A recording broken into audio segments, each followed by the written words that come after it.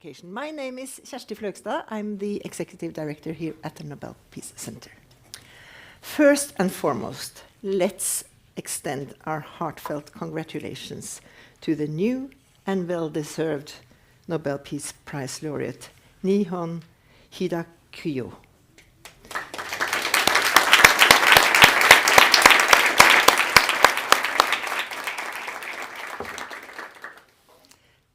This recognition is not only a testament to the tireless efforts, but also a powerful message that resonates deeply across the globe in these challenging times. While many of us were initially very surprised by this year's choice, it quickly became evident that this recognition is both timely and profoundly significant. In an area where rearmament persists and nuclear threats loom large, we are starkly reminded of the catastrophic consequences of nuclear weapons. The testimonies of the Hibakusha, the survivors of the atomic bombings, serve as a poignant and urgent call to action to ensure such devastations never happen again. Their stories illuminate the incredible power of individual voices and grassroots movements to shape political principles globally. As Alexandra Matvichuk said in her Nobel lecture in December 2022 on behalf of Center for Civil Liberties, she said, I quote, "Ordinary people have much more influence than they think they do. Voices of millions of people from different countries can change world history faster than interventions of the UN. So let's hope that this prize will encourage millions of voices to be raised against nuclear weapons." Please, again, join me in a round of applause for Nihon Hidakuyo and the Nobel Committee for their courageous and impactful decision.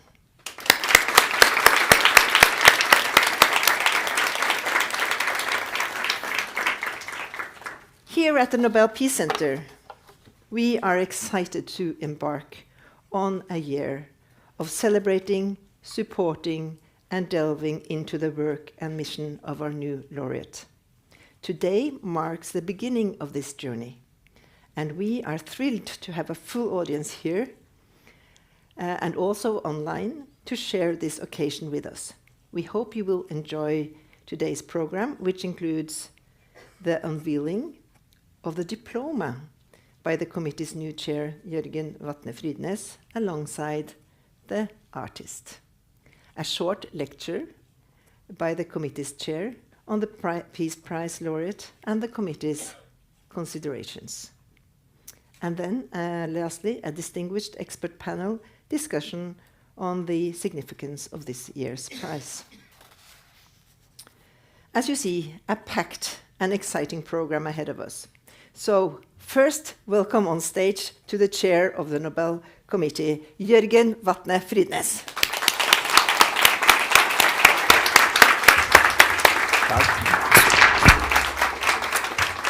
Congratulations, Jørgen. How has your it's 25 hours since you were on stage. How has these 25? Have you been sleeping at all? How have it been for you? Well, I've been sleeping very, very well. Oh.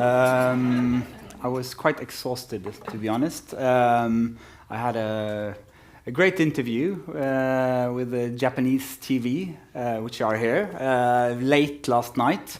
And I was the last of about 30 different TV interviews. So it was a long day, but I think it was a good day in the sense that the message of the Peace Prize was given to all of the world through these media outlets. It was well received. It was, definitely. It was very much well received, but also it has an enormous impact, and you see how the media are interested in, which is a good sign. That's good. Congratulations.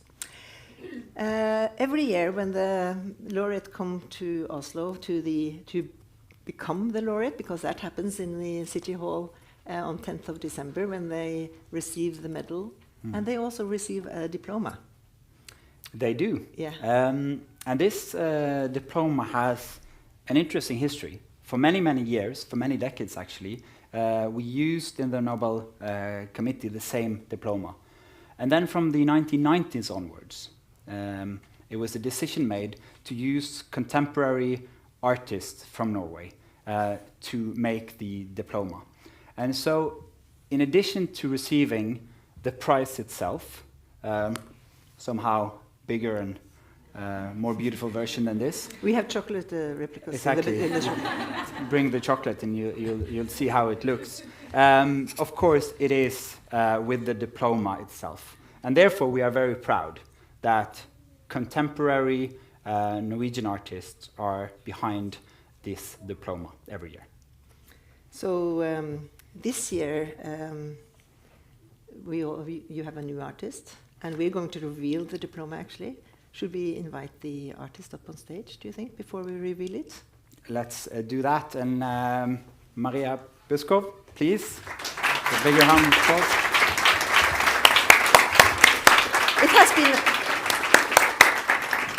It has been a secret that you are the artist of the year. Mm-hmm. So this is the revealing also of you as the artist. Jørgen, would you like to...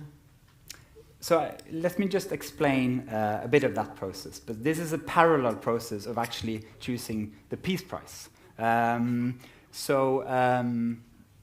of the beautiful things of being in the committee is, of course, we choose who will be the recipient of the Peace Prize. But we also get to discuss art. And I think to have art, peace together in the discussion in the committee room is also symbolic and very important. I'm going to ask you some questions after we've unveiled the...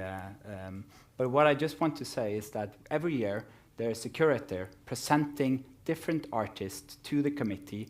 We look through them. We look at what do we want to say this year. But it's not necessarily done at the same time as the decision being made for the prize itself. So in that regard, and I'm going to come back to that as a question,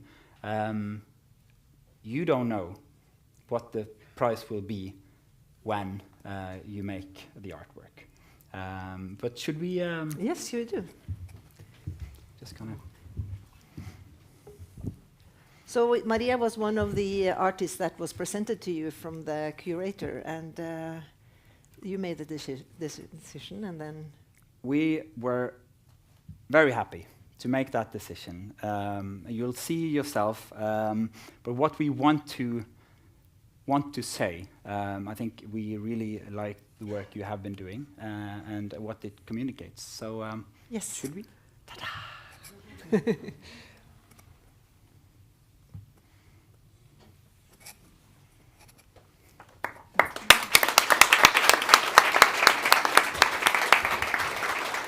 I leave it to the two of you.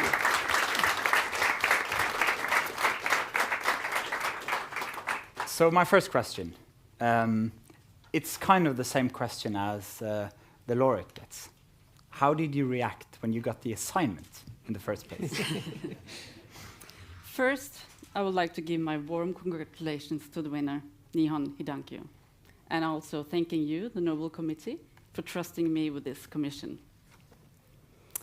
So you asked me how I reacted. The first days and weeks, it was a mix of being very humbled, very proud, yet not allowed to tell anyone until today, but also overwhelmed, as it is such a big honor. I must say that I struggled a while to find out how to deal with it. But then the summer came, and the hours became long and wide, and I had to tell myself, the task is to make a work of art. That is what you can contribute with, and so I did. Tell us about the motive. Tell us a bit more about the process. Well, the artwork is an abstract painting, and it is about freedom, choices, and imagination.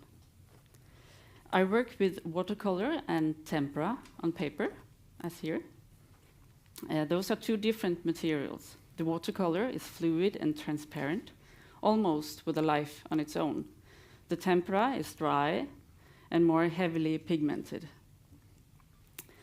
This means that when I work, the materials require that I must make irreversible decisions.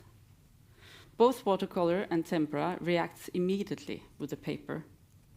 So all of my gestures and marks are visible. It is not possible to erase anything. I don't make sketches. When I'm painting, I work in a flow, and the materials leave no room for changes in the process. My paintings are abstract, yet they can evoke something familiar. I find this gap interesting, and I'm searching for a connection between the known and the imaginary. The areas that cannot be easily measured, described, or explained. I paint fragments of things I've seen, structures and rhythms, the spaces that surround me, the light, nature, experiences, and emotions. Sometimes close up, sometimes more distant, as seen from far away. One may say that I leave my work open to the imagination.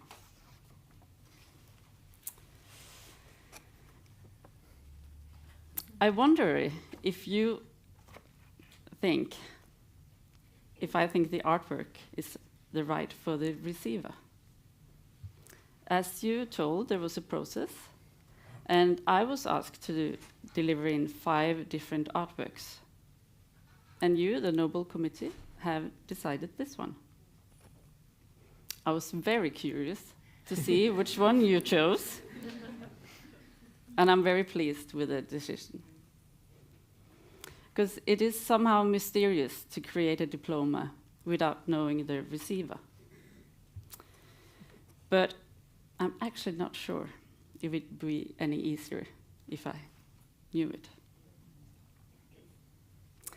I said that the artwork is about freedom. For the last year, it has been increasingly difficult to concentrate on the creative work in my studio.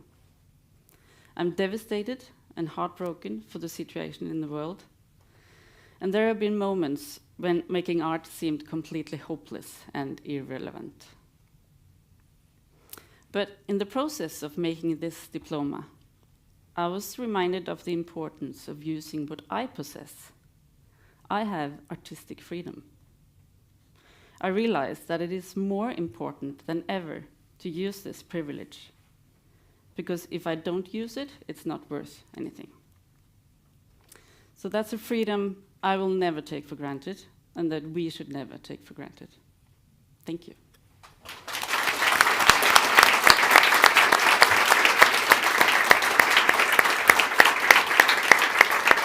Thank you. Thank you, Maria. Thank you very much, Maria Bisco, for this. May I just have one comment? You were talking about the process. That was not. You can change it after, and that reminds me also of the prize and what atomic weapons represent. It cannot be changed if it's used. So it's kind of. So what you were talking was kind of, I was thinking, did you know? Because that reminds me so much of what this threat is, actually, and that this prize is pointing at. I don't know whether you have any other reflections. I think it's very relevant. We're talking about abstract art. And the concept of nuclear war is abstract for many. It's hard to imagine. And that's why, and we're going to talk about that more later, how the hibakusha have helped us to understand such an abstract concept and to make it understandable, at least grasp some of the unthinkable. So we are very happy with the choice, and so thank you so much, Maria. And congratulations on the honorable task of making this new diploma. Now, Jørgen, we want to hear some of your thinking and reflections around the process that you've been through and about the new Peace Prize laureate. So the floor is yours. Thank you so much. Nihon Hidankyo. As Kjersti said, this is a grassroots movement of atomic bomb survivors. I'm going to come back to that again and again. Testimonies, storytelling, the importance of creating norms as a way of strengthening this norm. But where to start in a room in Oslo on a quite peaceful and beautiful day in October? Should we start with the negative sides, with the why it's important now, or should we start in a more encouraging side? So let's start on the encouraging side, and let's just put down, acknowledge one encouraging fact, which is really encouraging. No nuclear weapons have been used in nearly 80 years. This great accomplishment might be taken for granted, but if I ask my grandfather or father, would you think these weapons in 1945 and the years coming would never be used again?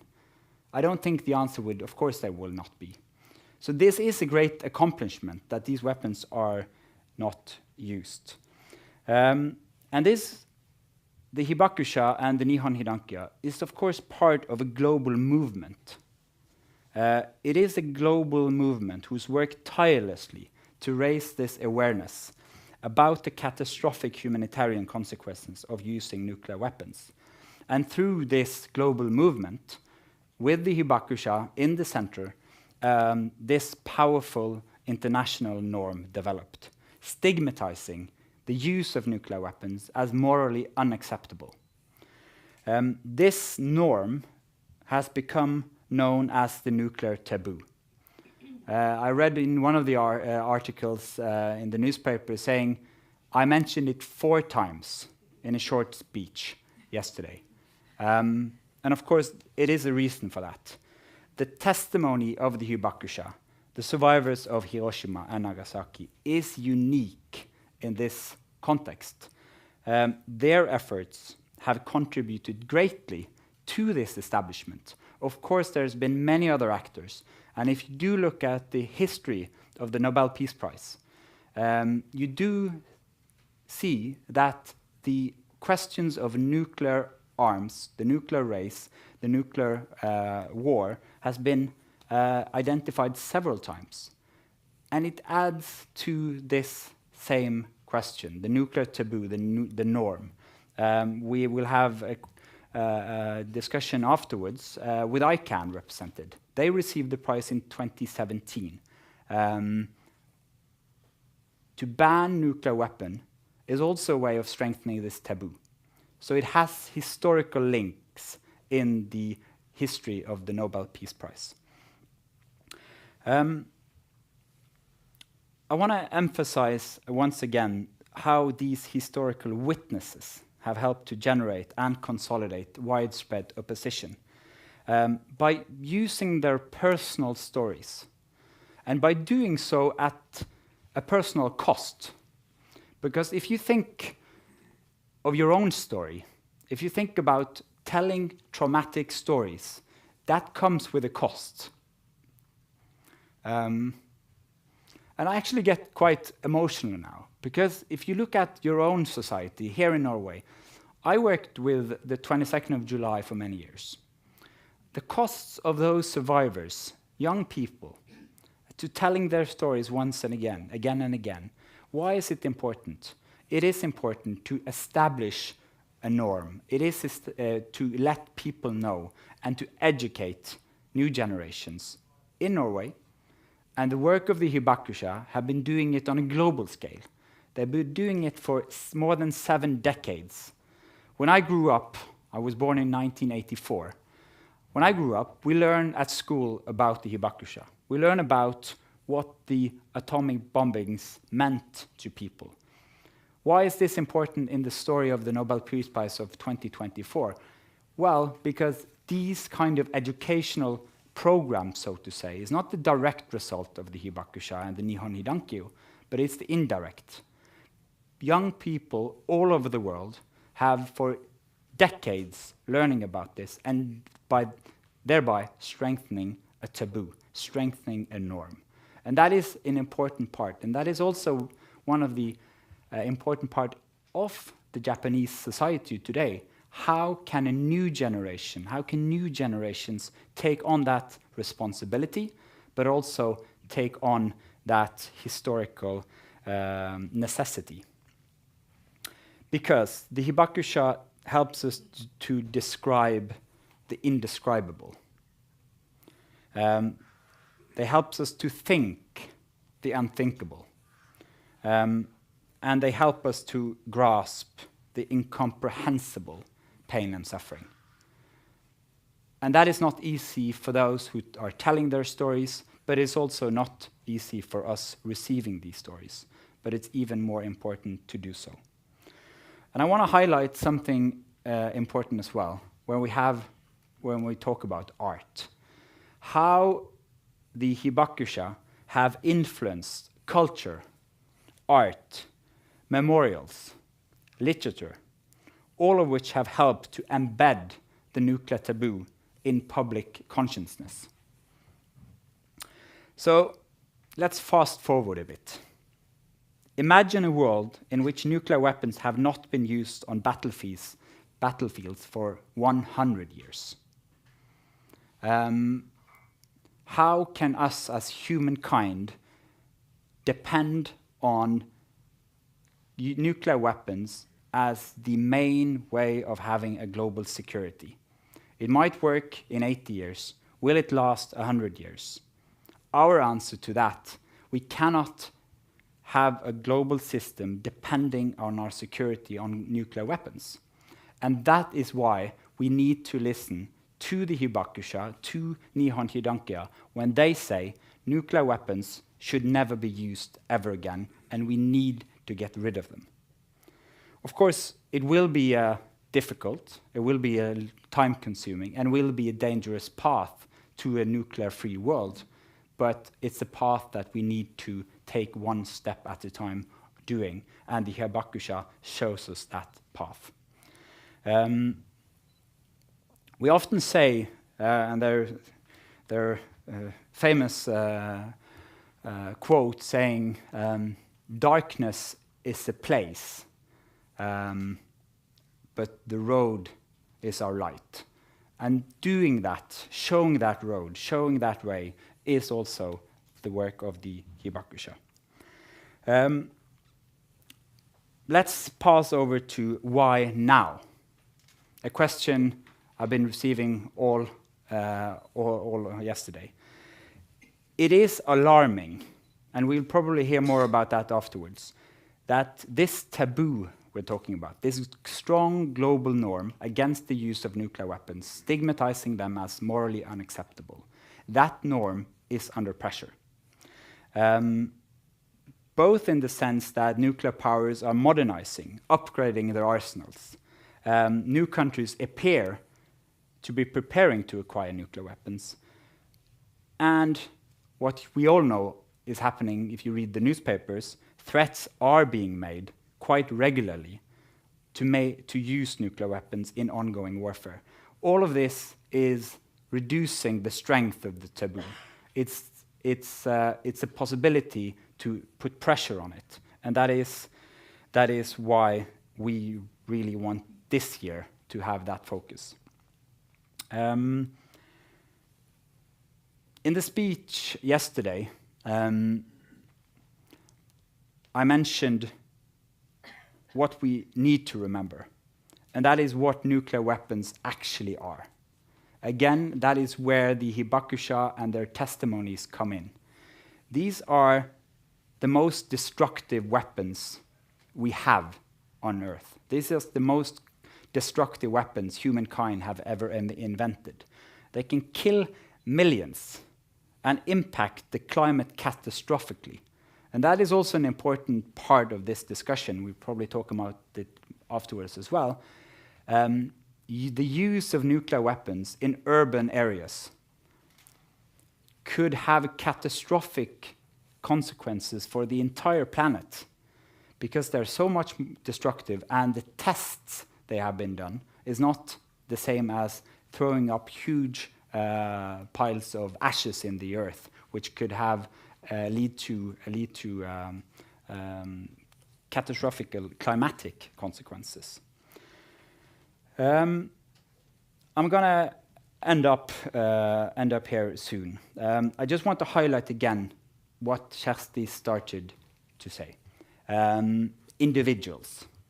The core of Alfred Nobel's vision was the belief that committed individuals can make a difference. You and me, everyone in this room. The hibakusha have decided to dedicate their life to change the world for the better, to make sure humanity doesn't have to experience what they experienced in August 1945. And I think it's important to remind ourselves how each and every one of us can make a difference, but also to honor all those who survivors, all those who survived that have already passed, all the survivors also from the nuclear tests being made elsewhere in the world, who, despite physical suffering, painful memories, have chosen, because it's a choice. You can choose to do something, and you can choose not to do something. The hibakusha, Nihon Hidankia, they have chosen to do something, which have a big relevance for all of humankind. They have provided thousands of witness accounts. And it's important when I say they have, but they're still doing it. They're doing it in an age where many of them are quite old. They're doing it to this day, and by doing it to this day, they're also upholding the nuclear taboo, making sure this are still seen for all of humanity as morally unacceptable. And that is why also we are impressed how new generations in Japan, with a strong culture of remembrance and continued commitment, these are carried forward. It's inspiring and educating people around the world. So I just want to end there to say this prize, we believe it's important in the world we're living in the geopolitical situation where nuclear threats is part of the big conflicts of the world today. But nuclear threat is a threat against all of humanity. And the strong norm, the international norm against the use of these weapons, stigmatizing them, that's a responsibility that the hibakusha have taken on. But that is, in the end, a responsibility that state leaders and the people of the world also share. And we need to use their initiative, use their example to strengthen this norm, to make sure that these destructive weapons are never used ever again anywhere. Thank you.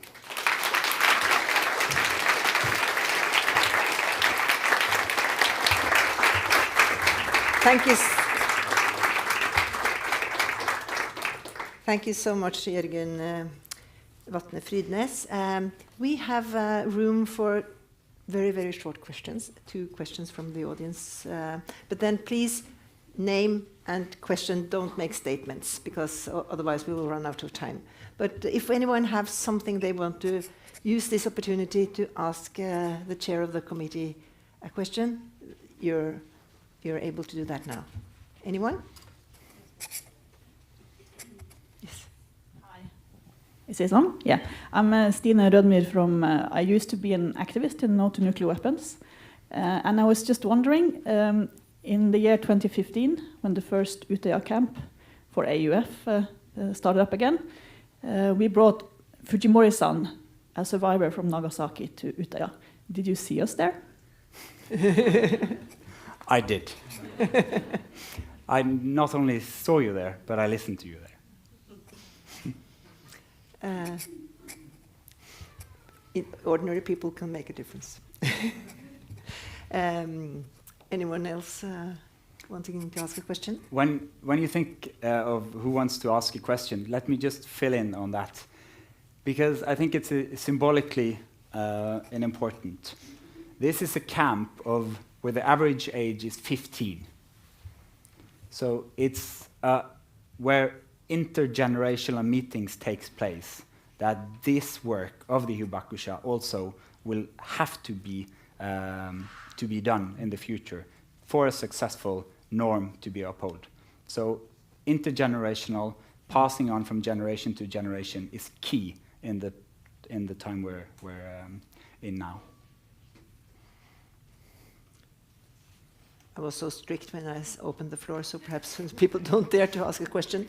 Jørgen, may I ask, I know that you're not able to say anything about the considerations, it's very, very secret what you do in the committee.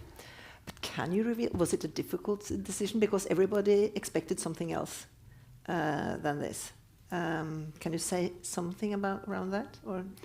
Well, it will be a bit boring answer to the question saying all decisions are difficult. These decisions, because it affects, of course, the recipient. It could change the lives of people, but it can also change the life of or the consequences of the world. So yes, it's a difficult decision. It could have implications that we know of and which we don't know of. So every year that decision is hard. The question I often got or had numerous times yesterday is, in this year where conflicts seems to be all over the place, and where a lot of people feel apathy, does it matter that we do anything? Because it's war all over the place. In that regard, I would say it's easy to take this decision, because this decision, Nihon Hirankia, is such a worthy winner, such a worthy laureate, and in that regard, we had the whole committee behind this decision. You were talking about memories, people that experienced this 80 years ago. And for 80 years, it has not been used any nuclear weapons. Is this prize about the past, or is it about the future? Well, is it a kind of a... yeah. It is both, but it's not a prize honoring the commitment of people of what they have done. It's what they're doing. And what they're doing is based on what they have done. It is bridging the past and the future. It is bridging memories and new life, new engagement, new generations. And in that sense, it is a prize which we believe is in the heart of the conflicts, the big conflicts of the world today. But it's a prize to the heart of humanity. Wow. And now,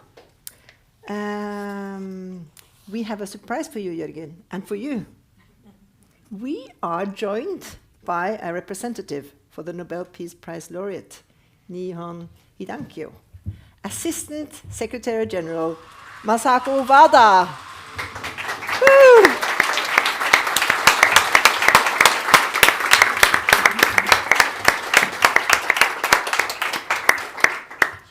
Masako Wada, hello and welcome to the Nobel Peace Center.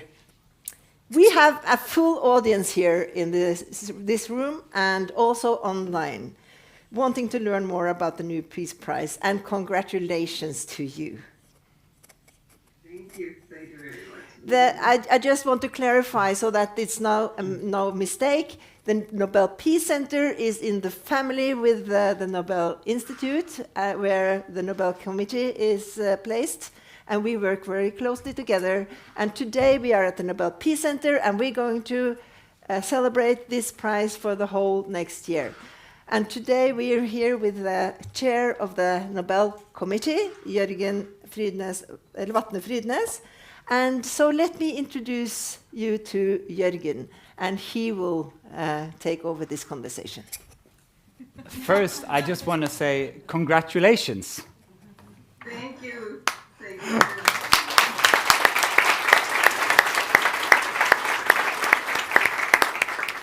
May I ask the obvious question? How did you react when you heard about the prize being announced yesterday? We didn't expect this such a big surprise. So kind of what? We are not ready. We are not ready to hear the news. So.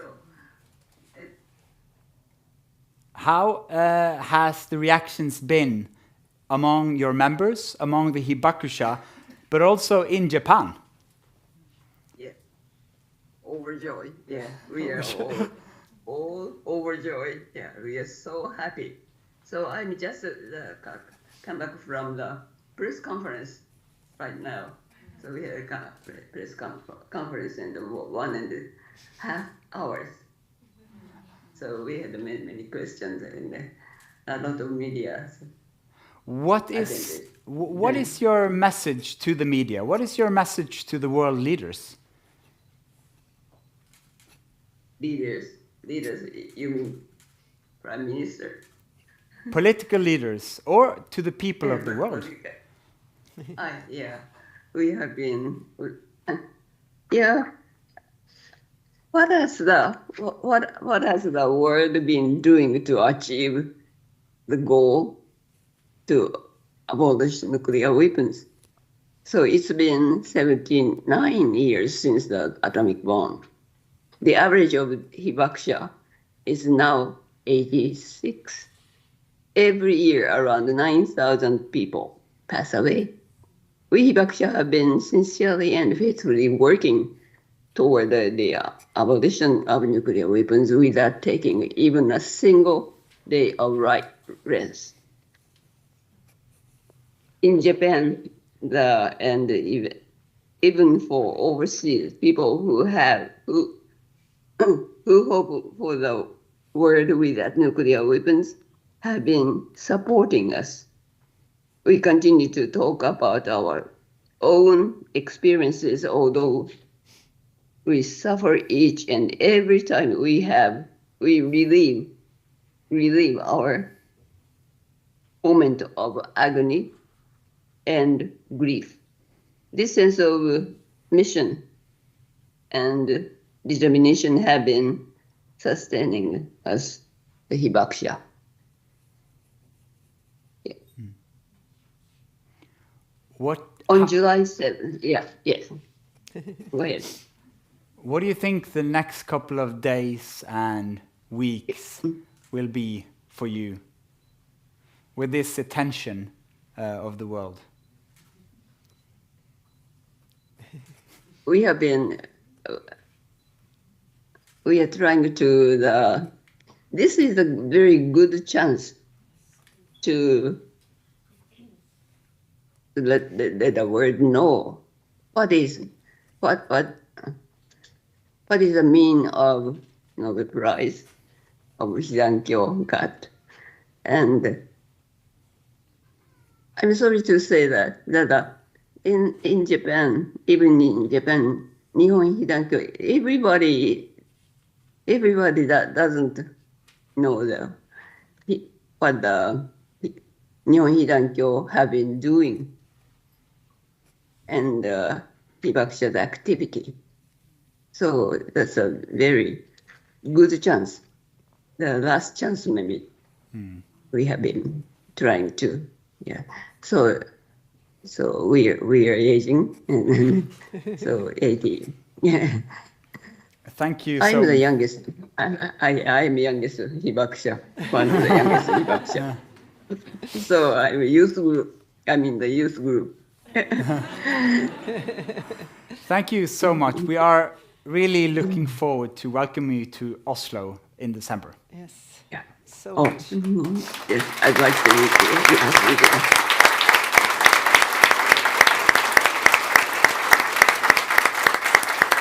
Thank you.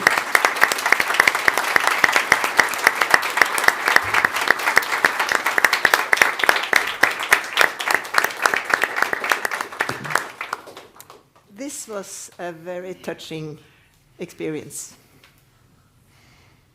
And I can just imagine the surprise and how it must feel like if you didn't expect this to happen and then suddenly the world's attention is on you. So this is going to be an extraordinary year ahead of us, Jørgen. Thank you so much for sharing your thoughts and giving us more insight to the situation, the issue, and the considerations behind this. It was really interesting. And I just think we give Jørgen a warm applause for thanking him.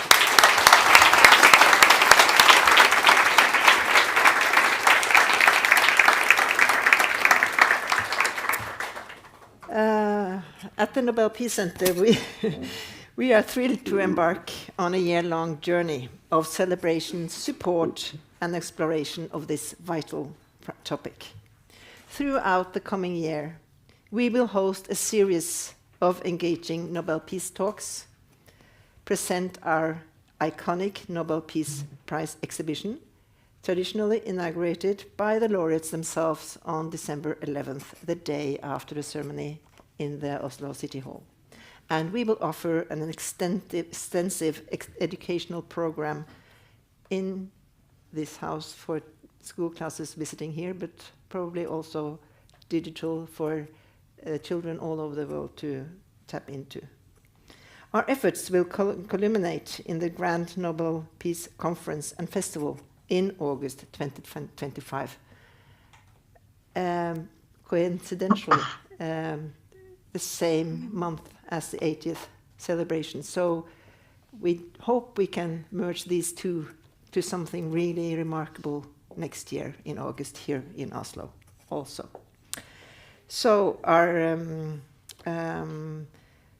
now let's take a little moment to reflect on how we celebrated last year's laureate, Narges Mohammadi.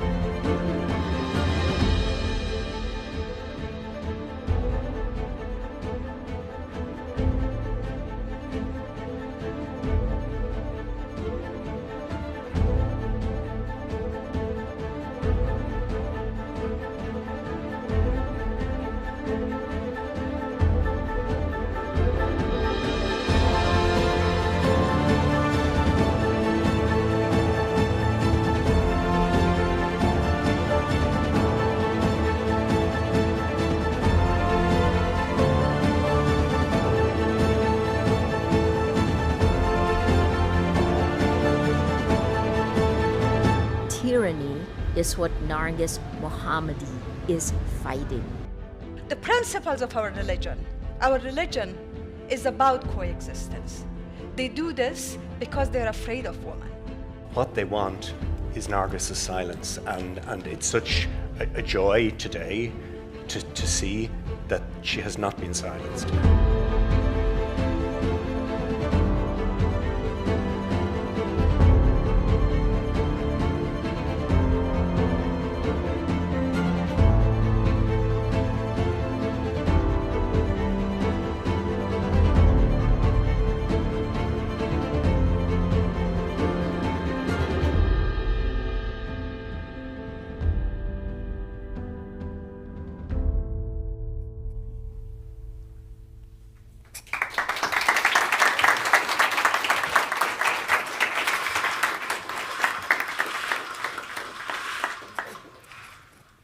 It's going to be an exciting and a year full of new insight and hopefully engagement.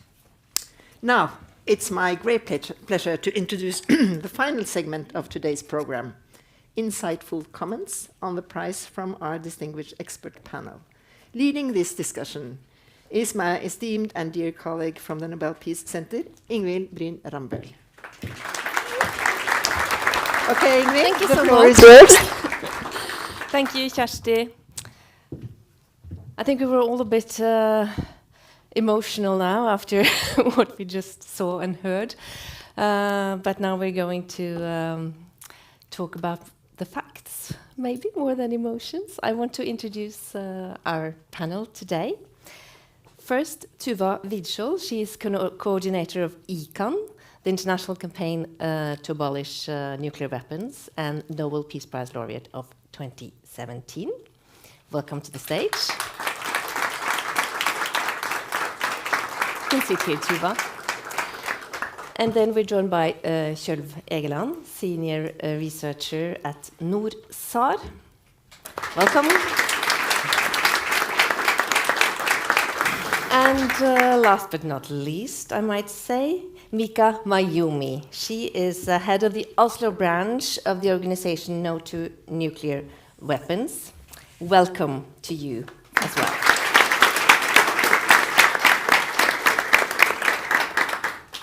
I want to start with you, Mika. You're a Japanese anti-nuclear activist, Yes. and you grew up in Fukushima, the city that became world famous after the nuclear accident in 2011. Something I think also sparked your anti-nuclear engagement anew. How did you react to the prize announcement yesterday? First of all, I thanks a lot to Nobel Prize Committee. I was very glad. I am very excited to imagine how my people in Japan are pleased to hear this news, because may I say a little about tell you about a little about my relation or my relation to Hidankyo and Hibakusha survivors. Yes, please. It is almost Jorgen was born. I was a student in Tokyo, and then I engaged in anti-nuclear movement. So there I got to know Hidankyo and Hibakusha. It is so many years ago, and in 1980 we had a hope. We had hope to do something, but now it's 2024.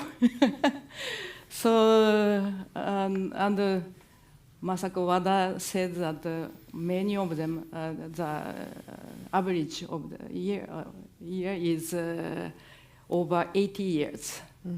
And that they can experience this moment is very, very important for them and for us to continue the struggle. Yes. Thank you for sharing that. Have you spoken to any of your friends in Japan after the announcement? Okay, but it is it's 7 hours difference between Norway and Norway and Japan, and I was working when I got to know this information, so I couldn't take contact, call my friends, and yeah. But you know it means a lot to them all, right? Yeah. Yes. So there are many recipients of this prize this year. A little bit like in 2017, Tuva Vidskjold, when ICAN got the prize, because ICAN is a sort of a combination of 100 and more organizations who've been working for an abolishment on nuclear weapons. Was yesterday a kind of repetition for you from 2017? Yes, ICANN is actually more than 600 organizations in more than 100 countries. So it's a huge coalition. So we are a lot of people that want to abolish nuclear weapons.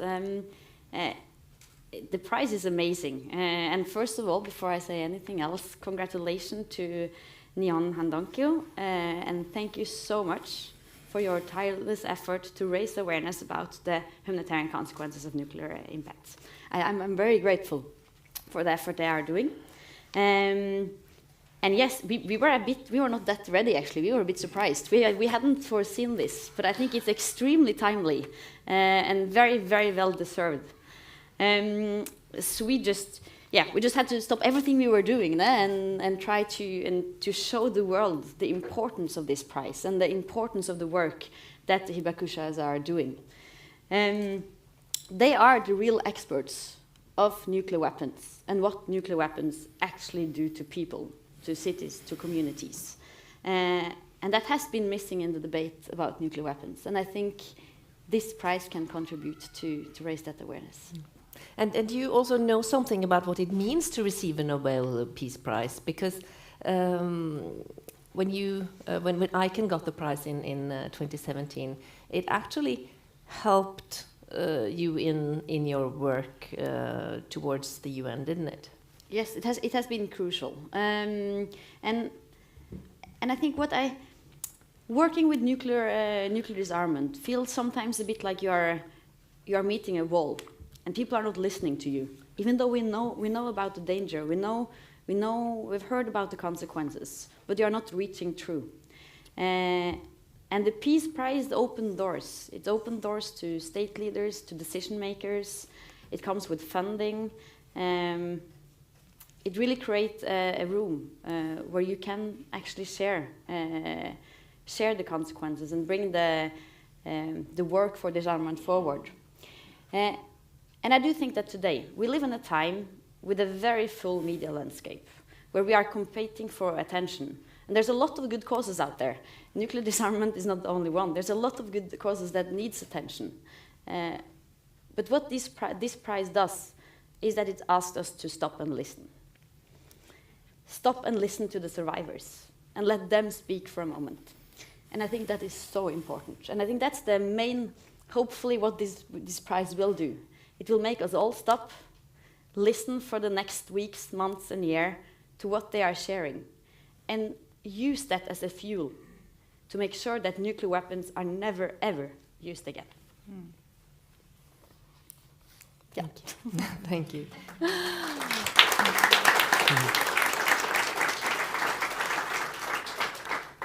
So do you, Kjell Wegeland, do you share that opinion that this prize can have an impact? Yes, certainly. I can only join the chorus and congratulate the laureates. And yes, I believe the prize is very timely and hopefully it can even have an impact. I think when we talk about these norms and big structures, it's often easy to forget that a norm, which means simply a widely held belief about standards of behavior, these norms are created by big and small acts and initiatives that are taken over and over again.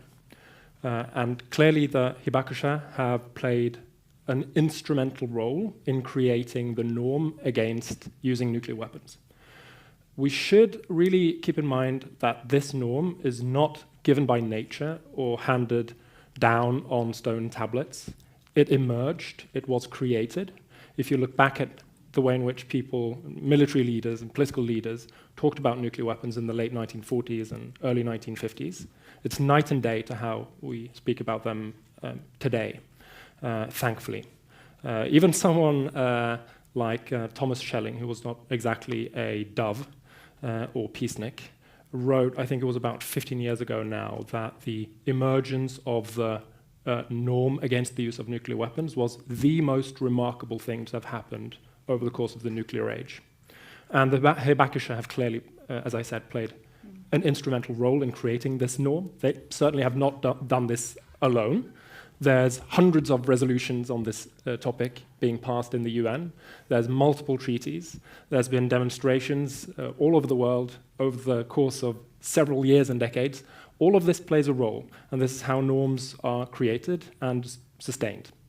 And I just wanted to add another thing that I think is important, and this is something I was asked about multiple times by journalists yesterday, because it's also very easy to think that norms and these ideas about moral rights and wrongs are only the preserve of idealists and good people. Only good people care about morals. That's the easy way to think about this. But that's not true. Norms are manifestations of power in the world, and even the most ruthless practitioners of realpolitik have to take into account norms because they are politically consequential. So even if probably nobody in this room thinks Vladimir Putin has a particularly fine-tuned moral compass, even he has to take this norm into account because the Chinese who back him probably care about this norm. Maybe Xi Jinping doesn't actually personally care about this norm himself, but he has to worry about what countries in the global south think about nuclear weapons and the use of nuclear weapons, because he wants to have a strategy of engaging with the world and growing in a way that is not perceived as too alarming or threatening to other countries. So, just to reinforce that norms are about power and about political consequences, and are not the preserve of idealists and peaceniks. They are very serious things with serious consequences in the world. And again, congratulations to Nihon Hidankyo and to the Nobel Committee for an excellent choice this year. Mm-hmm.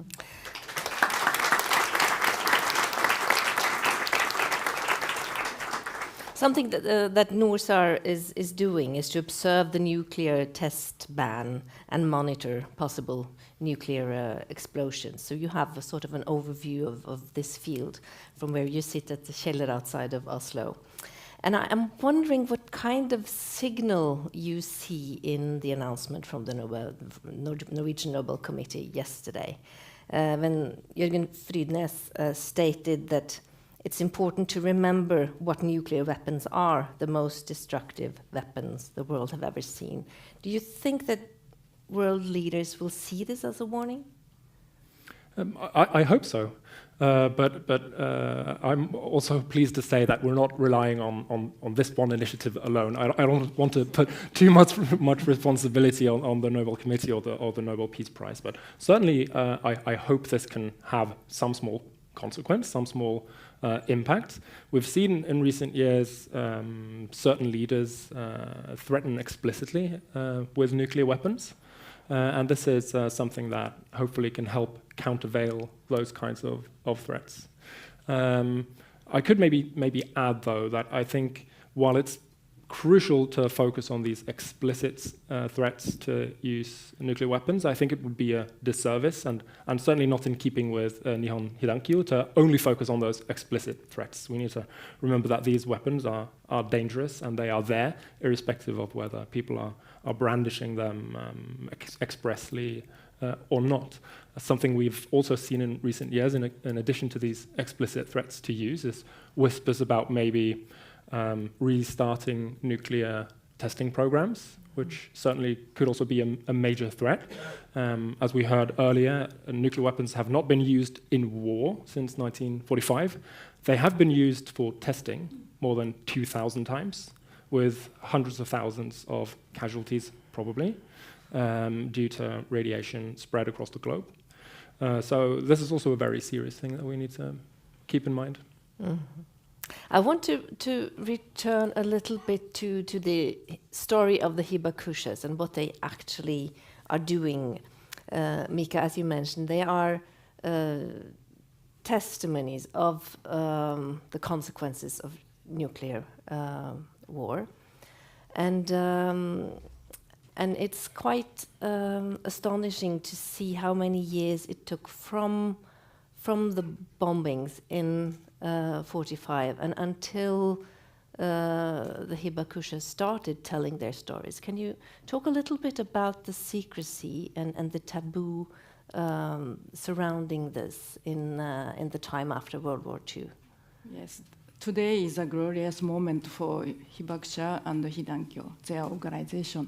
But I must say that their history, their activity was not easy, because after the World War II, after bombs in 1945, Japan was occupied by the US American occupation forces, and they prohibit to write or investigate about nuclear weapons and the damages which happened in Hiroshima and Nagasaki. It was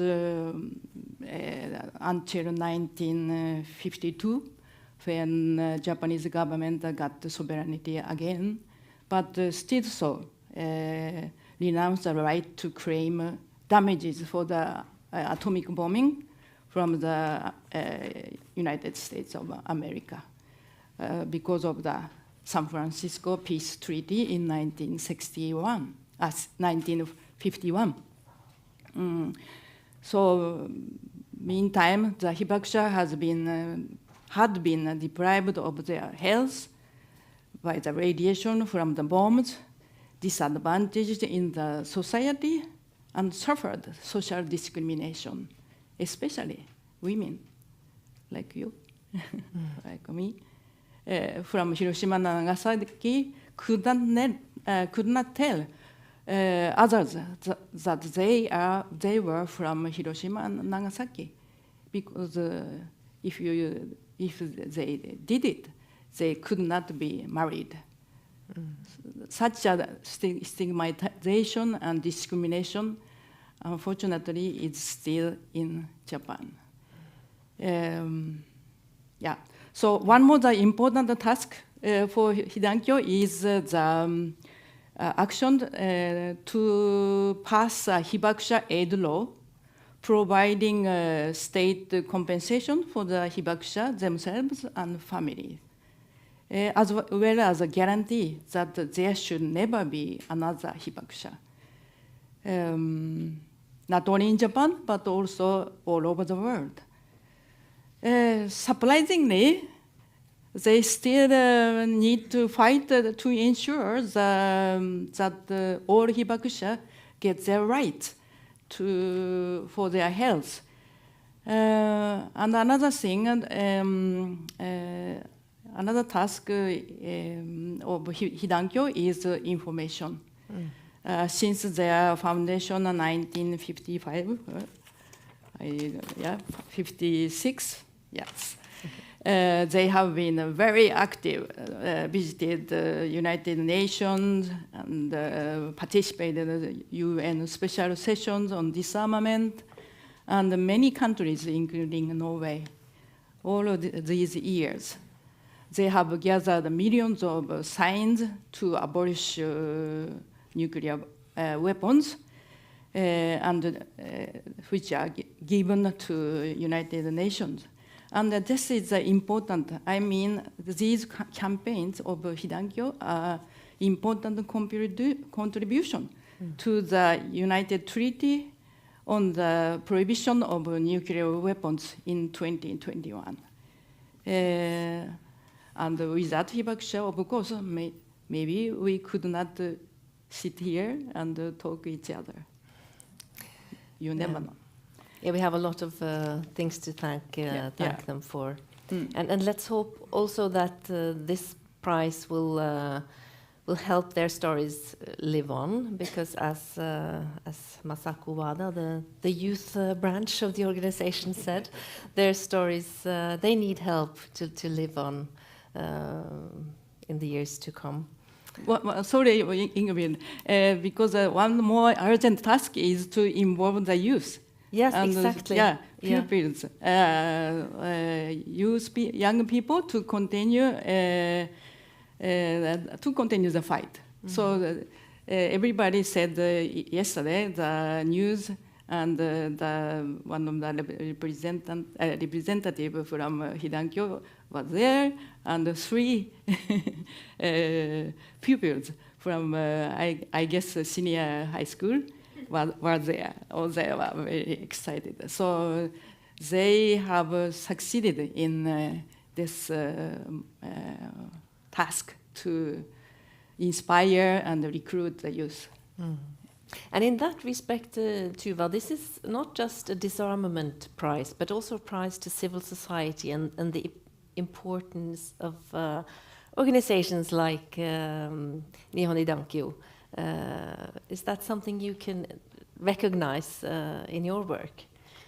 Yes, of course. I think civil society has been extremely important in raising the topic of nuclear weapons and the importance of the nuclear taboo in general. And the stories of the hibakushas are in the core of what we are doing. It's the core of our movement, and it's an honor to work alongside them to abolish nuclear weapons. And I think this prize sense kind of gives us the power in our contact with the leaders as well, and it shows that nuclear weapons, as the chair of the Nobel Committee said earlier, it's often talked about as something abstract. It's like a word game in the books, and very seldom talked about as something that actually happens. And when that happens, when we talk about nuclear weapons as what they are, weapons of mass destruction, it becomes clear that we have to do whatever we can to abolish them and to eliminate them. And I think this prize gives kind of us energy in this moment and shows that our voice matters. Yeah. Mm. Do you think, Kjell Egeland, that is it less focus now on human consequences of nuclear war than maybe 10 or 10 years ago, and more? Do we talk more about the technical issues? I think that's difficult to estimate, but certainly given the world that we live in today, with multiple wars raging, including here in Europe, it's certainly tempting to reach for the traditional military arguments. And in that kind of discourse, these human impacts often do not take center stage, let's put it that way. So I think this is a very timely corrective to that type of thinking. Mm. So it will help reminding us what we're talking about when we talk about nuclear, a possible nuclear use of nuclear arms. Absolutely. Can you just tell us a little bit about the situation for nuclear arms in the world today? How is it?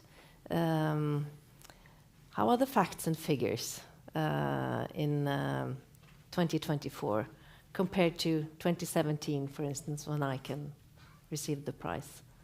Well, nuclear weapons are very complex weapon systems. They take a long time to build, and all of these processes are very dragged out. So generally, the situation when it comes to the hardware is pretty similar in 2024 as it was in 2017. There's been a small decline in the overall number of nuclear weapons in the world since 2017. But what we've seen in the last couple of years is that number is now starting to tick back up the other way, largely due to these nuclear weapons rearmament and modernization programs that we heard about earlier that are going on in all of the 9 nuclear-armed states today.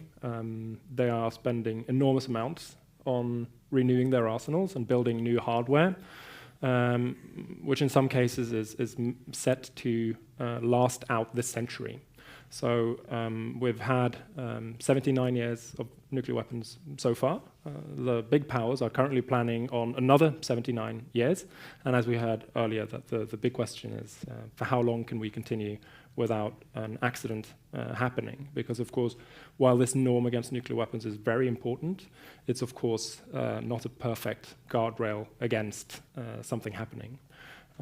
So I think that's something that we certainly need to pay attention to. And in the last couple of years, of course, with the war in Ukraine especially, but also increasing great power tension between China and the United States, we're seeing nuclear weapons gaining in prominence and salience in these big powers' security doctrines. But of course, that's in a sense only part of the story, because there's also some good news. There's lots of countries joining treaties prohibiting nuclear weapons and prohibiting nuclear testing. There is progress on some of those other fronts. So I think that's important to keep in mind as well. Yeah, it's a good reminder that there's actually a ban, a UN ban on nuclear weapons. And there are things that also go in the right direction. And I think this prize, one thing I was thinking about when listening to Kjell now was that often we are met, when talking about humanitarian consequences of nuclear weapons, that we are naive. And that's the naive thing to talk about. And I think this prize proves otherwise, that that's actually also the hard facts. And that's what we have to take into consideration when we talk about nuclear weapons and security policies in order to make us all safe. And this prize had that effect that yesterday the Norwegian politicians actually had to answer for their nuclear weapon politics. And they can choose to do what they want to do, but they are actually held accountable. And that's important. It gives us the possibility to hold our leaders accountable. This prize make you all be here now. We all listened to Hibakusha. And that's already changing the discourse, changing it away from being naive to talk about the consequences of nuclear weapons to actually making that the thing we need to do in order to keep the world safe for us all. That, I think we want to applaud that last comment. And that resonates so well with what all Nobel Peace Prize laureates say when they comment on the prize in retrospect, maybe a year or 10 years after they received the Nobel Peace Prize. They all say that this prize helped us highlight the cause that we've been fighting for our whole lives. A lot of them have been saying the same things for decades and decades, and then with the Nobel Peace Prize, people start to listen in a new way, and the spotlight is put on the cause in a new way. So I think that's a beautiful place to finish this talk, and with repeating the slogan of the Hibakushas, no more Hibakushas, and hoping that the Nobel Peace Prize can help achieve that goal. So thank you so much to all of you, and thank you to you who came to listen.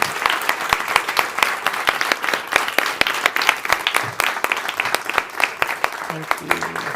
I just want to thank our speakers for the insights and everything we have learned today. This is a very special occasion for us today. So we have a small gift for you. It's the book, People Who Changed the World. It's a book about all the laureates. This will be updated by the end of this year with the new Peace Prize laureate.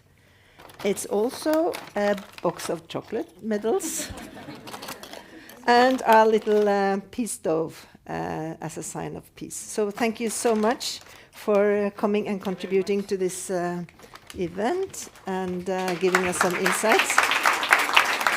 And this, yeah, you can. And I hope that you have enjoyed this hour with us today, and I have a safe journey home, and I hope to see you again during the next year when we're going to delve into this topic more. Thank you so much. Thank you.